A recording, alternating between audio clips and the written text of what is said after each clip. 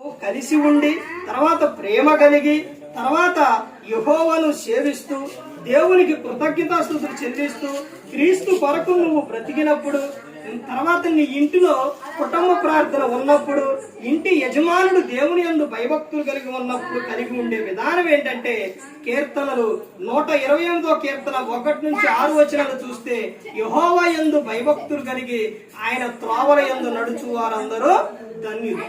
నువ్వు అప్పుడు ఎవరో తెలుసా? ధన్యుడు. నువ్వు ఏ కార్యక్రమం చేస్తున్నా, ఏ పని చేస్తున్నా, ఏ విషయంలోనైనా కానీ దేవునికి నువ్వేం చేయాలంటే నిత్యము కృతజ్ఞతాస్తుతులు చెల్లించాలి.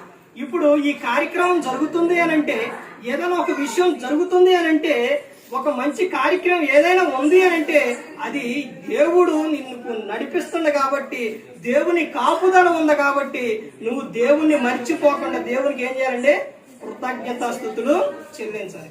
10 మంది కుష్ఠరోగులు యేసు ప్రభువా అని కేకేసినప్పుడు ప్రభువారు వచ్చి మీరు వెళ్ళి యాజకులు కనుపరుచుకోండి అన్నప్పుడు వాళ్ళు వెళుతున్నప్పుడు వాళ్ళు ఏమైపోయారు? 10 మంది కూడా వాళ్ళు ఏమైపోయారు? శుద్ధులయ్యారు. 10 మంది శుద్ధులైనప్పుడు వారిలోని ఒక వ్యక్తి, ఒక అన్యుడు మాత్రం వెనక్కి తిరిగి వచ్చి ఏం చేసిండు? కృతజ్ఞతాస్తుతులు చెల్లించిండు. అంటే దేవునికి ఏం చెల్లించాలి అని అంటే కృతజ్ఞతాస్తుతులు చెల్లించాలి. ఇలా నిత్యము నీ కుటుంబంలో ఉన్నప్పుడు ఎలా ఉంటుంది అంటే అక్కడే చెబుతారు. 128వ కీర్తన 1-6 వచనాల వరకు చూస్తే నీవు ఎవరంట? నీవు ధన్యుడవు, నీకు మేలు కలిగింది. నీలోగడి నీ భార్య ఫలించు ద్రాక్షవల్లి వలె ఉంటుంది, నీ పిల్లలు ఒలీవ మొక్కల వలె ఉంటారు. యెహోవా యందు భయభక్తులు గలవాడు ఎలాగో ఆశీర్వదింపబడదు. సియోనులో నుండి యెహోవా నిన్ను ఆశీర్వదించును.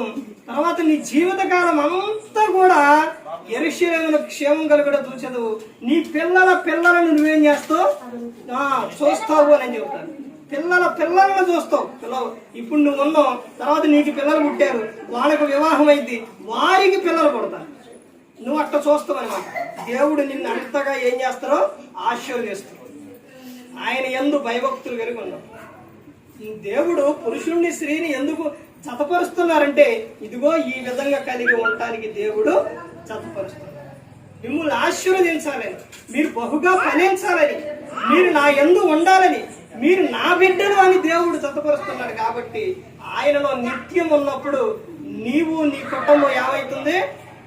ఫలిస్తారు, అందుకని ప్రతి ఒక్కరు గమనించుకొని ప్రతి ఒక్కరు కూడా ఎవరు కూడా నశించి నరకానికి వెళ్ళిపోకూడదని యేసుక్రీస్తు ప్రభువు ఈ లోకానికి వచ్చి మనందరి కోసం సిలువలో తన ప్రాణాన్ని పెట్టారు. ప్రతి ఒక్కరు కూడా దేవుని యందు భయభక్తులు కలిగి పరిశుద్ధాత్మ మాట హృదయ శుద్ధిని కాపాడుకుంటూ క్రీస్తు పోలే నడుచుకున్న ఈ లోకానికి చేరుకుంటారు. మరి ఈ విధంగా నిలబెట్టి మాట్లాడించిన తండ్రిని దేవునికి కృతజ్ఞతాస్తుతులు చెల్లిస్తూ ఇంతవరకు శ్రద్ధగా ఉన్న మీకు ప్రభు చెల్లిస్తూ మాట్లాడుతూ అందరికీ